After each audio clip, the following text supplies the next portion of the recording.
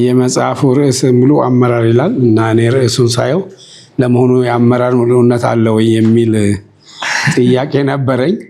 በኋላ ግን ሲታይ ምን ለማለት እንደሆነ አንደኛ አንድ ሰው ከራሱ ጀምሮ መጽሐፍ ቅዱስ ራሱን የሚገዛ ከተማን ከሚገዛ ይበልጣል ስለሚል ስለ መሪነት ስናወራ ቲዮሪውን ብቻ ብዙ አይነት ቲዮሪ ነው። መጽሐፍቱም ብዙ ናቸው። አንዳንድ ጊዜ ገቨርናንስ እና ሊደርሺፕ ይለያያል ሁለቱም። ግን ምን አይነት የሊደርሺፕ ስታይል ወይም ቢሄቪየር የሚባለው ማለት ነው የምንከተለው የሚለው ይሄን ብቻ እንከተል የሚል የለም። እንደ ሁኔታው ነው። እንግዲህ ብዙ አይነት ቲዮሪዎች አሉ።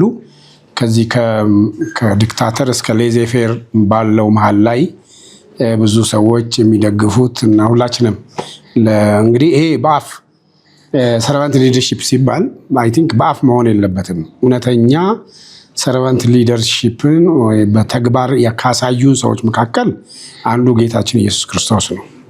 ዋነኛው እሱ ነው።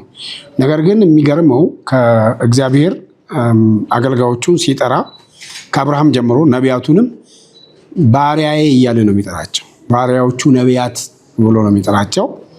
እና ሰሞኑን አንድ መጽሐፍ ያው ከአዲስ ኪዳን ሳነብ አንዱ ሐዋርያ ራሱን ሲያስተዋውቅ ጴጥሮስ ለምሳሌ የጌታችን የኢየሱስ ክርስቶስ ባሪያና ሐዋርያ ብሎ ነው የሚጀምረው። ሐዋርያ ብሎ አይጀምርም። ባሪያ ብሎ ይጀምራል። ኢየሱስ ባሪያ ነኝ ከሚለው ነው የሚጀምረው። ለማንኛውም እንግዲህ በተለይ በአመራር በተመለከተ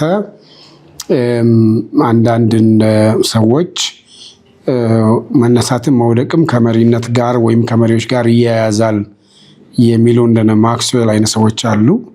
እውነት ሊሆን ይችላል ግን